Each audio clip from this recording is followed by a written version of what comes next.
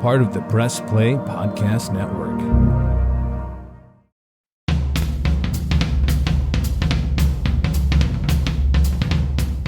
Welcome to Producing While Asian, and I'm your host, Don Mike Mendoza. Today's episode is a conversation with Dylan Tai. He is an actor and producer and a photographer, an all-around amazing person. I'm in charge of Dylan Tai Productions, and he also plays Eddie Tan on the Netflix show created by Mindy Kaling called Never Have I Ever. We talk about his journey and what his advice is for people trying to carry the banner of Representation Matters. So I hope you enjoyed today's episode of Producing While Asian with Dylan Tai. Hey, Dylan, welcome to Producing While Asian. How are you? Good. How are you now, Mike? Thanks for having me. Well. It's so nice to see you. It's been a while. Likewise, yes, it have. Yeah. So how's life in LA treating you? LA's been good. Hustle and bustling, just trying to pay rent. Yeah, of course. The usual. We all do. Well, it's good to hear, and it's good to see that you're well and doing okay. So I also love your shirt. So for people that are watching this on YouTube eventually, it's a Hate is a Virus shirt. So where can people get that shirt? Is it on a website somewhere? It is. I do not exactly know where, but I would give you we'll talk about it. No worries. It's all right. The podcasting people can't see it anyway. So we'll start with you. I've done a project with you. We've been around lots of shows together, and we have so many mutual friends, so I know you, but tell us, our audience, about yourself. Like, tell them, how did you get into the arts, your journey as an actor, and, and kind of how you kind of do both, where you act and you produce. Well, my name's Dylan Tai. Let's see how I started. Well, being a film industry person or acting was not on my mindset at all growing up. So I always want to be a fashion PR or work in the fashion industry. And then when it came to high school, I joined theater, the drama club, and did set designing, because at that point in time, I guess I wanted to be an architecture or interior designer of some sort. So I did set designing, and then I wanted to also be a dancer. After watching, So You Think You Dance and all those dance shows. So I was like, oh, this looks easy. Not. So Okay. The drama department at Northwest High School, Sharon Cosby and Sean Cosby, I had no clue what dancing was. I had no clue what a kickball chain was or any of that, but I did it. I did it for a few years, and then I came back and did Hairspray as an alumni, and so I fell in love with performing arts. And then I did continue studying for fashion merchandising, and then Mallory Ortega, which we all know, or who would not know who she is. We went to high school together, and she was writing, producing, and directing a film called A Girl Who Left Home, where Don Mike is also in. I'm the executive producer for it, and the stylist, and also a dancer. And after finishing the production, I was like, the film industry might be something I want to look into, because I just utilize everything I knew from fashion styling and being a photographer and doing things like that. And so I left home and moved to LA, and the first year here, within 6 months, I connected with a costume designer who works closely with Mindy Kaling, and she was at that time creating her new show called Never Have I Ever via Netflix. And I play Eddie Tan, a featured background or featured character that's well mentioned in the show through the seasons. Eddie Tan is a Hot Pocket, one of the friends of Paxton Hong Yoshida. And yeah, since then, I just been hustling and bustling and just trying to find ways of putting myself out here in LA and being immersed into the industry. I also am a residential photographer and videographer for Rocco's WeHo and Heart WeHo in the heart of West Hollywood for drag shows. So yeah, that's what my life is about. Currently, just if I'm not on set, I'm mostly at the club with the camera. Yeah. Well, I feel like people in our industry, we do many things now. You're not just one thing. You do Yeah, you have to do everything. kind of do it all. Right. And and going back to, the girl who left home, it's like, what didn't you do on that set? I feel like you were, I all didn't around. sleep. That's what I didn't do. Sleep, right. uh, so what, at that, let's rewind to that point in time. So when you were kind of trying to be a performer, you were dancing, you were kind of studying fashion merchandising. When Mallory approached you with her script, talk to us about that thought process when yes, she's our friend, but when you decided to pull the trigger to be like, yes, I want to jump on as an executive producer and go down this path. Like, talk to us about that experience and kind of getting into that, because that's a big decision to make, right? Especially because it is a feature film, and given at that point you've been a performer, but executive producing a feature film was like brand new. That must have been super intimidating at first. So it's kind of it's amazing how you were like, yeah, I'll do this. So talk to us about that process, because I know a lot of people listening would be like, oh my god, I would poop my pants, like what? So Oh, yeah. okay, many times. Executive producer wasn't on the table when I first joined. So how it happened was I was currently unemployed because I got the company that I was working with for event designing at that time. I think I got laid off. And so Mallory came and was like, hey, come see a pitch that I have. So it was a intimate little pitch viewing party for her proof of concept of The Girl Left Home. No, formerly known as Nanako, my mother in Tagalog. And so after watching it, it was a scene that I watched was the kitchen part. It was two songs, the kitchen part and the mother and daughter going to a club and just having a very intimate time that we don't see or experience in real life, I guess. Well, for me, I guess. And so after watching it, I was like, holy cow, I got goosebumps. And I was like, how can I help? Here's $20 for me. Like, take my money. Like, this has to happen, because I'm a type of individual who believes on giving the opportunity to give voices to minorities and unheard demographics and things like that. And so like I was like, Mallory, how can I help you? I'm here, like what kind of resource you need? I'm connected with designers and so forth, and like I can help you with locations and things like that. And she was like, I'm looking for a cafe, or like I have friends who own a cafe. They're called Happy Endings Hospitality in Virginia. And so as Mallory and I were working together, and like during pre-production, it was just us two going back and forth trying to find a crew, team, cast members, and like getting Mallory immersed into Maryland and knowing people in Maryland and things like that. And so connected you to Mallory and so forth. And yeah, and then finally she was like, with all this work you've been doing, we did crowdfunding first. Crowdfunding, that's how it first started through Student Spark. And I was just hustling and bustling. And then at the time, it was Facebook Live started launching, and then IG Live started launching. So we just implemented videos through that and try to get our project heard and seen. And I did drag for her for the first time. And like I did everything. I was like, this has to be made. And so yeah, and she saw that and she was like, okay, here's your title. And I'm like, okay, cool.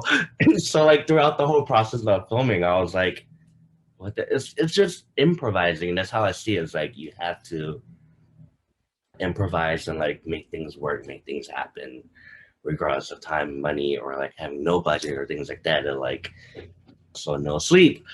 Yeah. So That's awesome. That's good to hear. Yeah, I didn't know that part of the story. That's awesome. And it's funny when you think about film, because a lot of people think that, when a project comes up, that the executive team is already determined.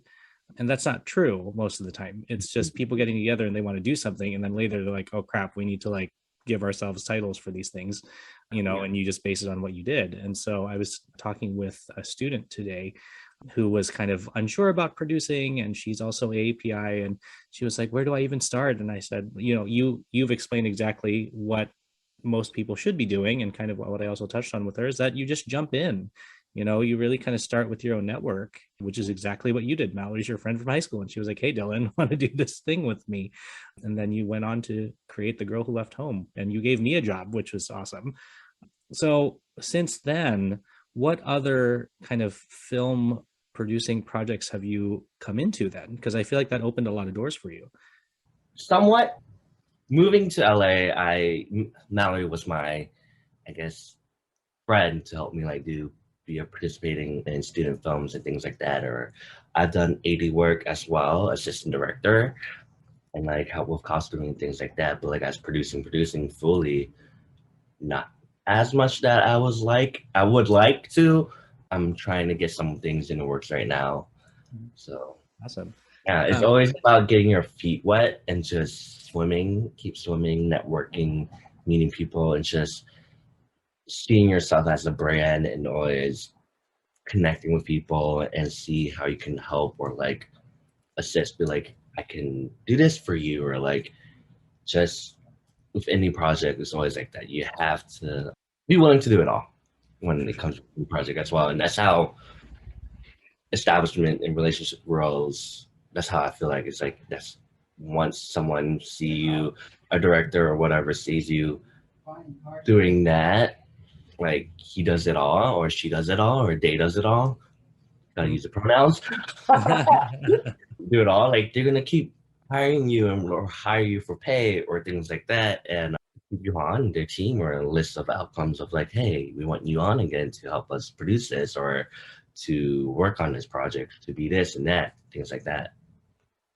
So with your current job with Never Have I Ever and filming and doing all of that work, talk to us how you find balance in your everyday, whether you're on set or you're talking to potential future projects, and future collaborators, and then kind of, do you still dabble in any of your fashion merchandising at all? Like how do you balance all of your things? Not really. I left the fashion merchandising world completely. Like that's just in the back burner. So now it's just like doing creative projects and things that I see that would be not useful. What's a good term? I want to be involved in projects that are like very passion project driven and like projects that are life changing, that can spark not only interest but like sparks inspiration and drive towards the community and like bringing uplifting on her voices, just like The Girl Who Left Home. That was a passion project because it was API, full female cast, starring Emmy Colorado and the uprising actress Stephen Everly, who I believe was on your podcast, and then along with Paula Montalban, and directed by Mallory Ortega. So yeah, so like that's how I want to be involved in like projects that are like not so like superhero and things like that, but like stories, like the rawness, the raw beauty. And when it comes to Never Have I Ever, how that came about was I was searching for a room in LA and I connected with a costume designer. And I was like, hey, if you have any projects or work or anything that you think I would be a good fit for, I'm down. And he sent my picture in and they were like, we can use him. And as long as you commit, I think he said, if you can commit these first 5 days, you will be a regular. And that's how Eddie Tan came about. I think it was already written in the script. It just didn't tell me that I was going to be Eddie Tan. So it was like the third day on set. That's when they were like, you're Eddie Tan. And then from then on, I became that one Asian boy. It's Asian boy you see in majority of the shots in the background and or next to Paxton.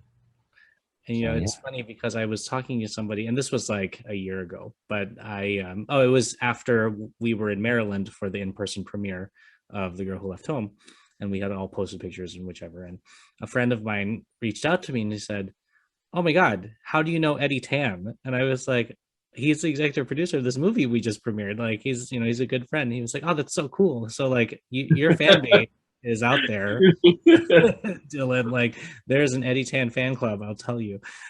And it's so cool. But I mean, I love that you do both, that you're in in projects and you're producing projects. And so, you know, given a question that we ask everyone on a scale of 1 to producer, meaning if you define yourself as a producer only, or if you're not at all, or somewhere in the middle, you know, what number do you sit at and kind of why? Give us your kind of reasoning behind it. Good question. I believe I would stand at a good 6. Okay. Because with the definition of producer, it's overseeing a lot of things. And I do oversee a lot of things when it comes to, like, for example, the drag shows that I'm part of, where like the Rocco's Rockettes, which is on every Sunday. I'm like the stage manager. I'm considered as a stage manager.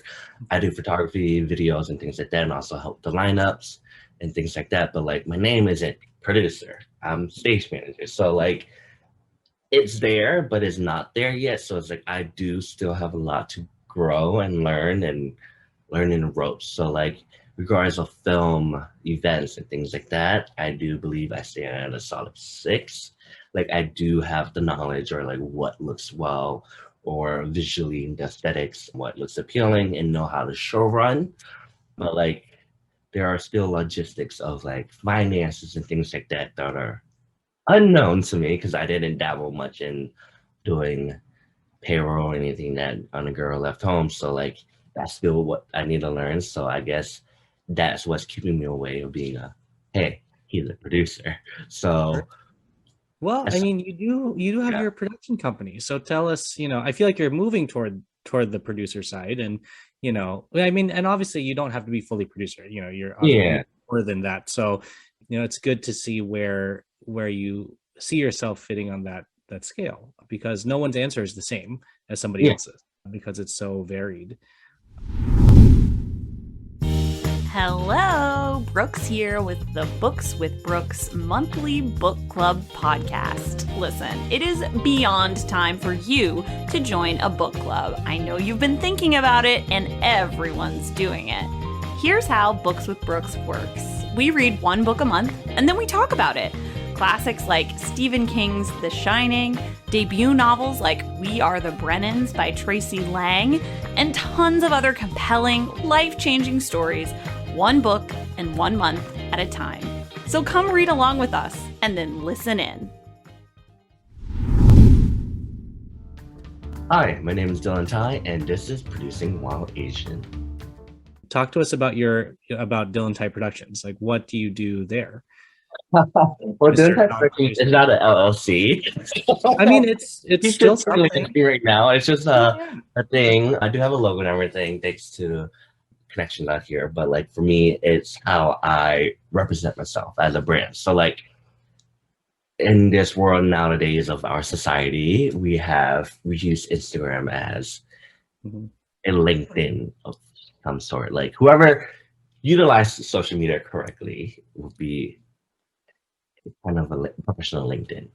So that's how I see. So my personal IG would be for my life, along with acting or whatever. But then my Dylan Tai Productions IG page would be showing my work, my photography, my videography that I do for drag queens, Rocco's Rockettes at Rocco's WeHo, or like promo videos or trailers for Rocco's Ironheart at the nights that we have events going on, things like that, or like Gloss working with RuPaul queens. I do all of that. Like I just attend the events, and I'm like, I record everything from once the curtain opens or curtain close, and then I go home and just edit it out and create or produce, I guess, video within like a minute or so of like the best images that I think, and send it over to the client. And they just slap the music on it or give me the music, and then it's out there. Or sometimes I have with Rocco's, with the Rocco's Rockettes or Lolita headliners, I have the free will of just slapping whatever I want or I think is best for the shows. And yeah, that what my DT Productions or Dylan Tai Productions about, just photography and videos and just showcasing my resume, my portfolio of like what I see as a photographer. Because like that saying of beauty is within the eye of the beholder.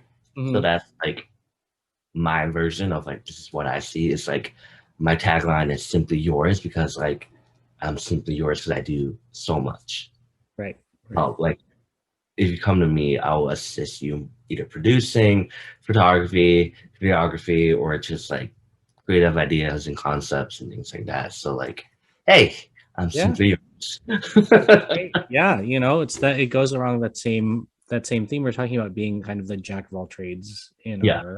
our industry, and leaning into it, not being afraid to do that, because it's I feel like the more skills the more useful you are, not just to yourself, but to anybody that you work with, like you're saying, or clients that hire you, all of that.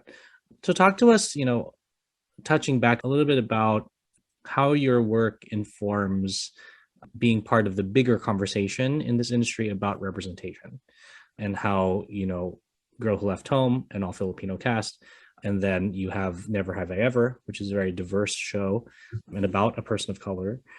Tell us how you use that concept to inform your projects that you bring on, and kind of what are your goals, your personal goals as a producer and a performer in everything you do, like what takes you through every day, keeping that in mind. Good question. And a tough question. Tough question. So for me, is like I said before, is like my drive is representation and showcasing unheard voices and raw beauty and things like that. So I love to work with a lot of minorities and work in projects or be involved in projects that are like uplifting Asians and things like that. So when it comes to Never Have I Ever, like Eddie Tan isn't like a full written character. Eddie Tan is very ambiguous. It's just to say that. He is very ambiguous. He was a pretty boy, part of the Hot Pocket, things like that. So like it was up to me, like how do I represent him? How do I play him? Or like things like that. Do I be myself, or do I be jockey or preppy or things like that? So it's like, even though it's like a featured background, being Eddie is like you also have to represent him as Asian, but how do you represent him as Asian? Do you still keep him as what society has played Asian characters as? Because like there's not a lot of pretty boys or pretty jocks or like in groups or things. Because I was never in in high school or things like that, or went to or done any of those things that was I Never Have Ever. So it's like, okay, how do I play off this, or how do I do this? So like even outside of Never, or outside of The Girl Who Left Home and things like that, it's like I just play true to myself and being unapologetic. Just like be you, do you, and just like that. Like with The Girl Who Left Home, I was me. I did me. I show Mallory who I am, what my experiences are, and I just did me. With Eddie Tan, I just did me. And like this is what I think is, or like whatnot. But like by being me, I also have to represent who I work for. And it's like the thing of like, how like once you're in the industry, all eyes are on you. You never know who's looking, who's ever watching. So like what you put out there, you have to match what you like. Walk the walk and talk. You have to do both. So it's like whatever you put out there, you have to, So like, when I record stuff or things like that, I tend to take pictures of. It's not just like a picture of 1,000 words, right? So like when you take a picture, I do take a lot of pictures, but when it comes to editing, I showcase the personality, I showcase the beauty, I showcase things, and then with videos and stuff, I showcase like the diversity, or like try to showcase as much diversity I can in an event space or anything like that. So it's like with my like work and stuff, like I try to be involved with like charity work, or like work clients that work with diverse groups, or not just strictly one group or things like that. Like I make sure like their alignment is the same as mine. So like if I hear things that are bad, I'm like, okay, I'm not gonna work with you anymore, things like that. So it's like being true to yourself, being true to your drive and goals, and also like if there's someone who's like discriminating against Asians, or like not putting API in the front line or minorities in the front line, then I'm like, okay, there's something wrong. Like I've talked to people who are like, very degrading. And I'm like, no, okay, I'm not gonna work with you because like, what's the point if your mindset is this way? Hmm. Me being able to showcase or bring the people along, like my friends, like you grow together. I scratch your back, you scratch your back, but like I want to grow everyone together. It's not like a Yeah. race. For me, Sure. it's like we grow together. We're in this project together. We grow together. It's like I'm not gonna leave you behind. I'm like, hey, you come along with me. So like, Haven and I are working with Bite to Fruit, which is a novelty adult Adult. store in DuPont Circle, owned by Rustin Francisco, who is also one of the producer of The Girl Who Left Home. And so with Haven on board now, it's like I'm the face of the Bite the Fruit. So Oh like my we God, you so are. It's so great. Like I watched the Instagram and I'm like, this is incredible. Like give like me more even content. that is like I have to be careful too. So I was like, I Yeah. gotta be careful of what I show or like what I do for Bite the Fruit and things like that. Cause like I don't want to have gotten TMZ or anything. But it's like also like it, Yeah. I want to. It's great that Bite the Fruit is having an Asian face. Like one, Andrew Christian had like the first Asian model. I was like, bam! You know, you did this more. Because like everyone's like, when I see comments of like, why is there so many of the same faces? Blah blah blah. So I was like, okay, let me, as a social media person, like I'm gonna showcase more of diversity or things like that, or like helping visuals or showcasing more of diversity. So like yeah, with my videos and contents, like I try to show more diversity as possible. Yeah. So talking about challenges now, you personally, tell us about some challenges you faced being who you are and being in our industry. Talk to us about some challenges you learned from. I feel like those are the most valuable stories that we hear on the podcast is like, and yeah, some of them may be a little sad, but it's the story of how you got past it and learned from it. And I feel like is a helpful anecdote. So in your time, whether it's as an actor or in your producing job or whichever, talk to us about some challenges you've run into and kind of what you do to remedy that situation. And then if there's anything that you not wish you could change, because there's always shoulda, woulda, coulda, but like if you could take part of that and confer some piece of advice about that moment, tell us about something you've run into that has been a challenge, and specifically to representation or just something that you felt, even if it was like a microaggression, because that exists. Tell us about those times.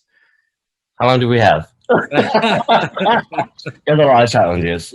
Gives you There's, like top two. there's a lot.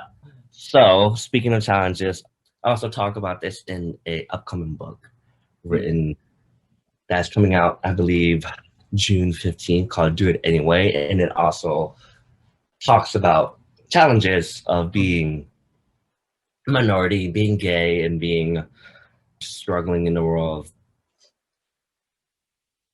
being Asian, being gay, being overlooked, Mhm. society norms, things like that. So I'll say those top five Yeah. are Yeah. my daily challenges of in this industry or in general of like when it comes to being gay, there's always hate crimes or like homophobia, being Asian, Mhm. people Being overlook both. It's like, yeah, it's a like double. Asian virus. So Right. I'm not sponsored, but yeah, like with everything like that, like Asians are always overlooked. But luckily nowadays, lately, Netflix and all these shows are starting to show Asians in a different light and showcasing more LGBTQ friendly shows and things like that. And like with Never Have I Ever, it's Asian, it has LGBTQ, it has everything that Mhm. we want growing up or we want in real life.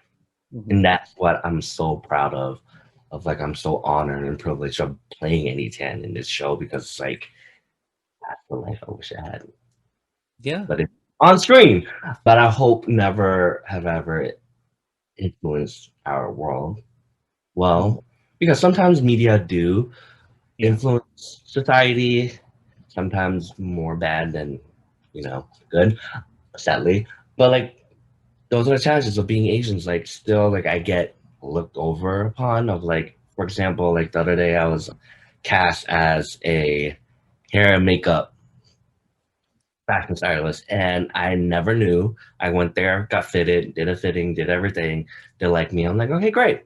When it came to shooting, oh, you're just a backup, and I'm like, Oh. So who was the main person not Asian? the main person was not Asian, but I was the only Asian person in that room. Yeah. Yeah. Oh wow. And they I mean, they- I was glad that a minority was up there. It was not a white person, but it was like, Mhm. damn. But they didn't tell you leading up that you were No, just there was no discussion of you're a backup on this sheet. There was nothing. So I was like, I'm wasting my time. Mhm. Like, if that happens, I'm not gonna work with that show again because it's like if when I go to shows and I say I'm the only Asians in the group, like I'm like, oh, I'm the 1%. I'm the 1%. And if I don't get used, I'm like, what's the point of being show if you're not gonna be using me? Like, hey, money sit, great, but you're not using an Asian person. Like, what's the Right. point of So that's a challenge, one of the challenges as well, and like life in general, being Asian, being gay, getting like abuse or like degraded with like ching chong ching, things like that. I hear that all the time with like negative catcalling or whatever the correct term is nowadays. I don't know what the lingo is. Or like experience. It's very hard, especially when you come to LA. It's all about who you know, right? So like regardless of experience or like what you can do, who you know can tend to overpower of what your resume may look like. Or sometimes experience or what you have done may overpower what you are capable of doing. Because as I said before, improvising is key to producing. Improvising is the key to events. Improvising is the key to show producing, film producing, creating movies, because you never know what can go wrong. Anything can go wrong. So like if you can't improvise, how can you fix the problem immediately? Like if, for example, a costume never show up or a costume got ripped and you have a backup or you don't, like, what do you do then?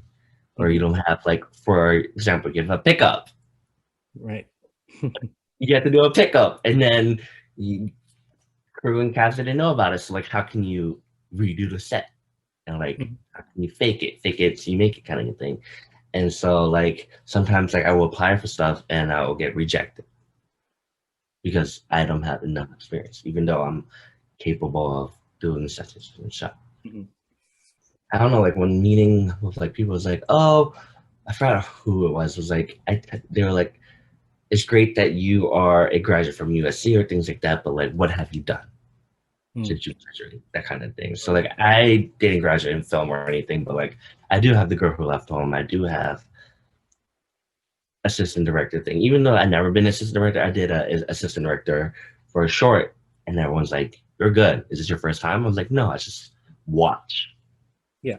Directors and assistant directors from Never Have Ever, or like how Mallory works, or how the 80 on Girl Left work. And it's just like watching, because you have to watch to learn and see what's the good and bad, the pros and cons of like work aesthetics and things like that. So yeah. So would you say a challenge is kind of that barrier of who you know, which is why not a lot of Asian people end up getting hired, because the people that know each other are not Asian. Yeah. So you really have to like find a way to break in and befriend somebody who's in that line of work who may not be part of our community to get somebody like you to represent our community in that space. That's what I'm hearing. And that makes all the sense. You know, we didn't necessarily start the industry, so of course we're kind of like a step behind, but I do appreciate seeing people like you and people like Mallory and in other circles like Telly Leung, who are like trying really hard to just push into the producing space and to provide that pathway for other folks who are younger than us and want to come up into this and are looking for mentors and role models. And so, and you said it yourself, that's why Eddie Tan is so important, because it's, you know, people can see him and see themselves represented in a world that looks like the world we live in. You know, like this world is not all white people. Like there's, it's all different races, and so and ethnicities and genders and all that. So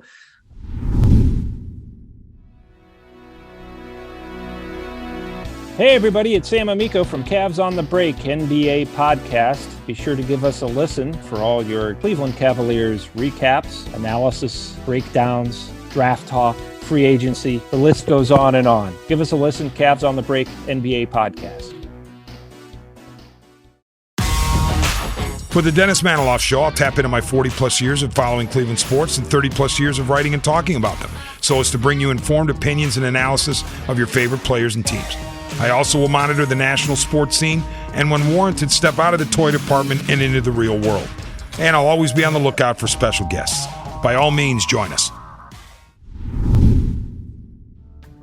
Hi, I'm Dylan Tai, and this is Producing While Asian. any other challenges that you want to touch on? I mean, being me, being gay and Asian, of course. I mean, challenges would be like the society the community that we're in. So like in LA, there is that stereotype of superficial, clout chaser, things like that. So it's like, what I've learned coming here is that I've connected more people who are not from LA, who are not a native LA, because I'm able to speak freely and, but like when it comes to people in LA, majority of them are like, what do you do? Do you do this, X, Y, and Z? And then they'd be your friend. But then there's also the other thing of to be your friend for what you can do for them and then leave you, that kind of thing. So it's like the community thing is a huge, I think it's going to be an ongoing challenge, because it's like we live in a world with different perspective. We live in a world with mental health. We live in a world with low self-esteem, and like all of those things are clouding reality for everyone. So our reality is based on, or not based on, the true reality that everyone else lived in. So like being immersed into different groups, it's like you have to learn of like what is a line and what is not a line. And like that's really tough now, because as we're here today producing While Asian, we're talking about uplifting Asian voices, and sometimes it may not be the case, or like that's overlooked or underlooked. Like, for example, the problem of the Grammys, the award shows, like how come Asians are not, or minorities are not showcased? Why is there blah blah blah? So like, not right and wrongs, but it's like what is taken in perception, or like, okay, what are we looking at, kind of thing. So a challenge, I would say, is the right perception, being in a group of the same perception of like, we want this.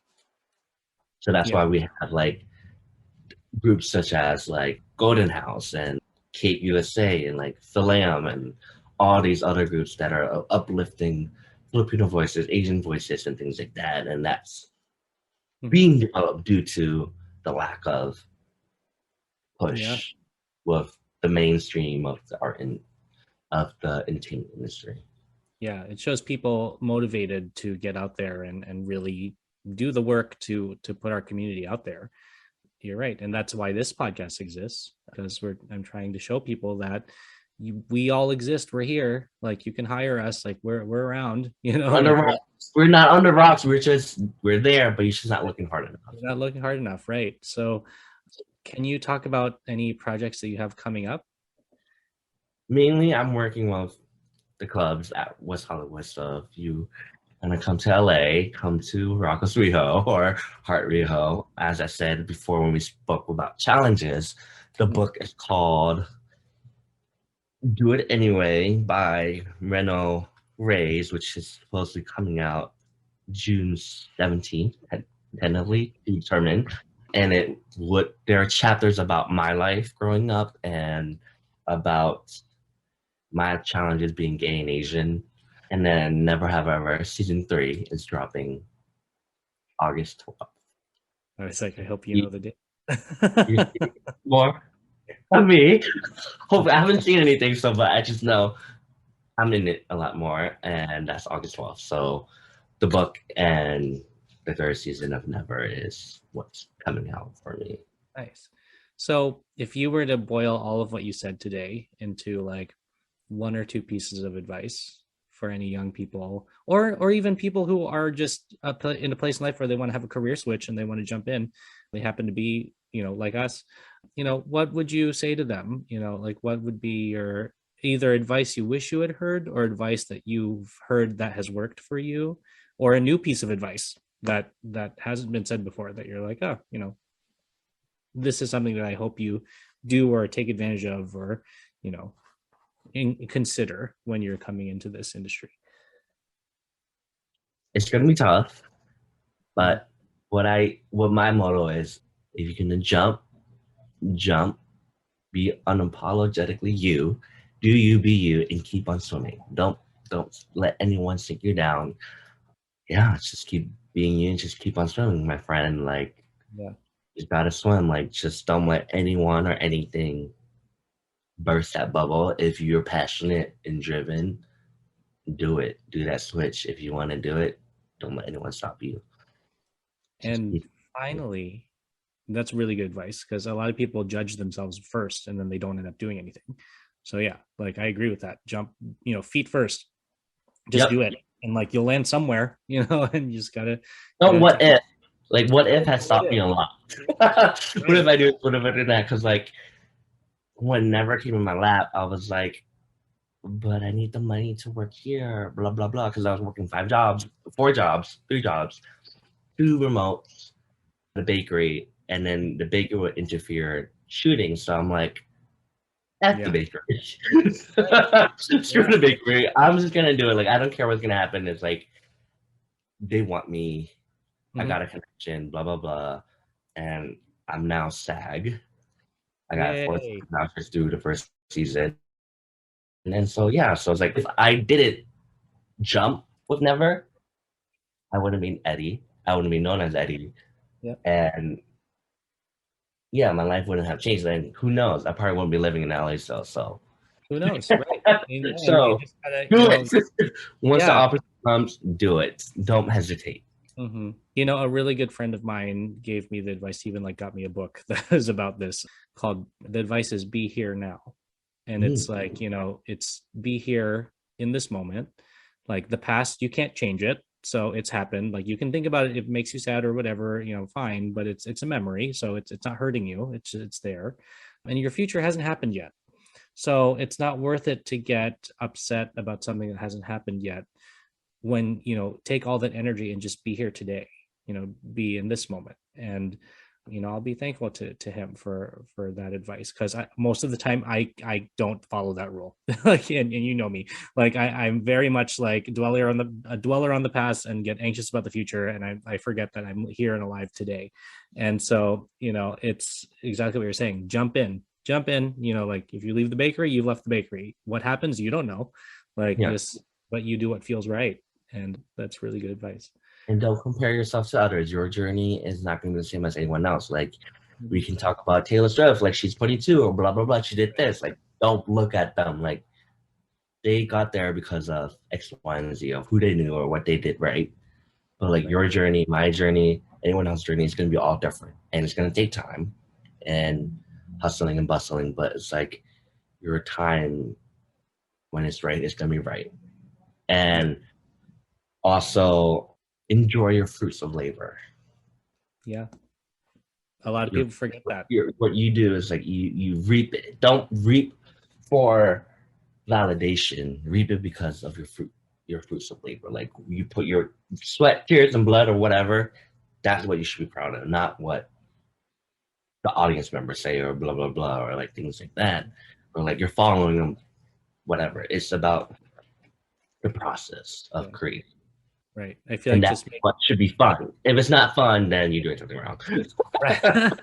Yeah, exactly. It's like, you have to do what you do and people will follow. Yeah. Don't follow what people tell you to do. That makes sense. So finally, because this is our show, where can people find you? How, if there's somebody out there who's like, I love Dylan's story, I want to hire him for an event or a project or photography or one of the other many things that you do, where can they go to first to find you? Well, on Instagram, you can find me at dylan.d.thai. And then Ooh. My photography page is simply yours.creativehr.